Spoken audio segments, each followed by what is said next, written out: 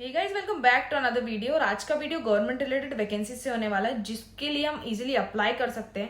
और ये वैकेंसी हमें एनबीएस की तरफ से देखने को मिलती है, जो कि नवोदय विद्यालय समिति। यहाँ पे बहुत सारी वैकेंसीज अवेलेबल हो चुकी है, जिसके लिए फीमेल स्टाफ, मेल स्टाफ सभी अप्लाई कर सकते हैं। आज हम फुल डिटेल वीडियो जानने वाले हैं कि कैसे हम इसके लिए अप्लाई कर सकते हैं, क्या क्या पोस्ट रहने वाली है, किस हिसाब से इसकी एग्जाम होगी। सारी डिटेल्स आज हम इस वीडियो में कंटिन्यू करने वाले हैं। नेक्स्ट, अगर आपकी एज 18+ है तो आपको इस चैनल पे बहुत सारी वैकेंसीज देखने को मिल जाएगी, जिसके लिए आप इजीली अप्लाई कर सकते हैं। और अगर आप चाहते हैं वर्क फ्रॉम होम, तो भी आपको इस चैनल पे बहुत सारी वीडियोस देखने को मिल जाएगी। नेक्स्ट, इंपॉर्टेंट डेट्स की बात करें तो आपके फॉर्म चालू हो चुके हैं, एप्लीकेशन बिगिन हो चुका है आपका यहाँ पे मार्च में ही 22 मार्च को। और लास्ट डेट की बात करें तो यहाँ पे 14 मई इसकी लास्ट डेट रहने वाली है, जो कि एग्ज़ाम फ़ी की भी लास्ट डेट सेम रहने वाली है। Correction of date as per schedule रहेगा आपका, और एग्ज़ाम डेट ये भी एज़ पर शेड्यूल ही रहेगा। एडमिट कार्ड आपके एग्ज़ाम बिफोर एग्ज़ाम अवेलेबल हो जाएंगे। एप्लीकेशन फ़ी की बात करें तो यहाँ पे जो फीमेल स्टाफ होती है, नर्स, उनकी 1500 पेमेंट यहाँ पे लगने वाली है। और ऑल दी अदर पोस्ट के लिए यहाँ पे 1000 रुपीज़ आपका पेमेंट लगने वाला है। ST SC और PH वालों के लिए यहाँ पे 500 पेमेंट होगा, जो कि थ्रू ऑनलाइन ही ये सारे पेमेंट होगा। नेक्स्ट यहाँ पे हम बात करने वाले पोस्ट की। पोस्ट यहाँ पे फीमेल स्टाफ नर्स की रहने वाली है, जिसमें कि आपका बैचलर डिग्री कंप्लीट होना चाहिए।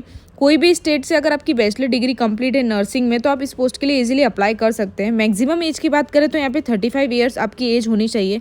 अगर इससे नीचे आपकी एज, तो आप इसके लिए इजीली अप्लाई कर सकते हैं।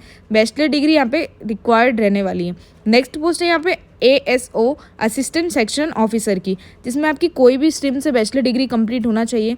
मैक्सिमम आपका 3 इयर्स का एक्सपीरियंस होना चाहिए। और एज लिमिट की बात करें तो 23 या फिर लास्ट आपकी 33 एज होना चाहिए, देन आप इसके लिए इजीली अप्लाई कर सकते हैं। नेक्स्ट यहाँ पे हम बात करने वाले हैं ऑडिट असिस्टेंट की। यहाँ पे आपकी बैचलर डिग्री कॉमर्स फील्ड में कंप्लीट होना चाहिए, यानी आपके बीकॉम की डिग्री आपके पास होना चाहिए। अगर आपने बीकॉम किया है कोई भी यूनिवर्सिटी से इंडिया में, तो आप इस पोस्ट के लिए इजीली अप्लाई कर सकते हैं। एज की बात करें तो यहाँ पे 18 to 30 बताई गई है, जिसमें कि आपकी लास्ट अगर मैक्सिमम एज 30 है तो भी आप इस पोस्ट के लिए अप्लाई कर सकते हैं। और अगर आपकी एज 18 है तो भी आप इस पोस्ट के लिए इजीली अप्लाई कर सकते हैं।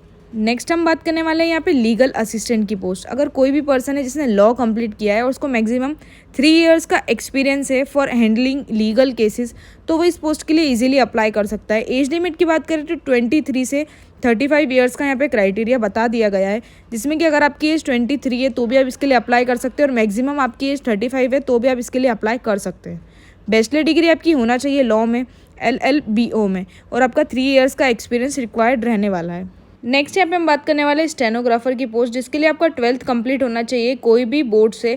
और एज लिमिट की बात करें तो 18 to 27 यहाँ पे बता दिया गया है। अगर आपकी एज 18 है या फिर मैक्सिमम आपकी एज 27 है, तो आप इस पोस्ट के लिए इजीली अप्लाई कर सकते हैं। नेक्स्ट यहाँ पे हमको कंप्यूटर ऑपरेटर की पोस्ट देखने मिलती है, जिसमें कि आपका BSc BCA या BTech अगर आपका कंप्लीट है, तो आप इसके लिए इजीली अप्लाई कर सकते हैं। यहाँ पे एज लिमिट की बात करें तो 18 to 30 ईयर्स मैक्सिमम बता दिया गया है। अदर पोस्ट यहाँ पे जूनियर असिस्टेंट की देखने को मिलती है, जो कि 12th बेस पे ही होगी। और यहाँ पे टाइपिंग स्पीड आपकी 30 WPS होना चाहिए इन इंग्लिश, और 25 WPS इन हिंदी होना चाहिए। एज लिमिट भी यहाँ पे 18 to 27 ईयर्स मैक्सिमम बता दिया गया है, जिसकी अगर 18 भी है तो आप इस पोस्ट के लिए इजीली अप्लाई कर सकते हैं। यहाँ पे आपका टाइपिंग स्पीड मैंडेटरी है कि आपको ये टाइपिंग स्पीड इंक्रीज़ करनी होगी अगर आपकी कम है तो, और अगर इतनी है तो आप इजीली इसके लिए अप्लाई कर सकते हैं।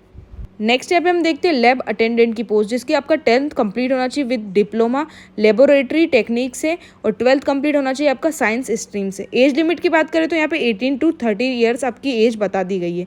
नेक्स्ट यहाँ पे मेस हेल्पर की पोस्ट है, जिसके लिए आपका 10th कंप्लीट होना चाहिए कोई भी इंडियन बोर्ड से विथ 5 ईयर मैक्सिमम आपका एक्सपीरियंस होना चाहिए।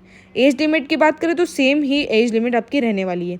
यहाँ पे नेक्स्ट पोस्ट है मल्टीटास्किंग स्टाफ MTS की, जिसमें आपका 10th कंप्लीट होना चाहिए कोई भी बोर्ड से, और एज लिमिट की बात करें तो 18 to 13 ईयर्स आपका होना चाहिए, सेम एज क्राइटेरिया रहने वाला है। नेक्स्ट यहाँ पे हम देखने वाले लास्ट स्टेप, ऑनलाइन फॉर्म कैसे कंप्लीट करना है। कैंडिडेट्स कैन अप्लाई बिटवीन 22/3 से लेके आप मार्च से लेके इसका मई तक एप्लीकेशन कंप्लीट कर सकते हैं। 14 में इसकी लास्ट डेट रहने वाली है। यहाँ पर आपको चीज़ें बता दी गई कि आपको नोटिफिकेशन फुल रीड करना है। अगर आप अप्लाई करते हैं तो आपको सारी eligibility, ID proof, address detail, basic detail, ये सारी चेक कर लेनी है।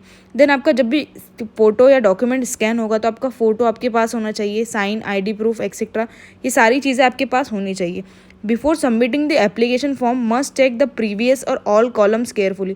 सारे ही कॉलम्स आपको ईजिली चेक कर लेने हैं पहले ही, और केयरफुली होकर आपको नेम, स्पेलिंग, ये सारी डिटेल्स चेक कर लेनी है, देन ही आपको इसका फॉर्म अप्लाई करना है। If candidate are required to pay the application fee, अगर कोई भी कैंडिडेट को रिक्वायर्ड है कि आपको फ़ी कंप्लीट करनी है, वहाँ आपको शो हो रहा है, तो आपको वो फॉर्म और पेमेंट कंप्लीट कर देनी है।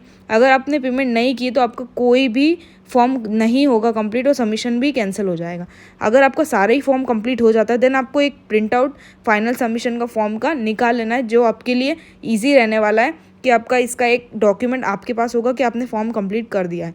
सारी डिटेल्स हमने इस वीडियो में कंटिन्यू कर ली है।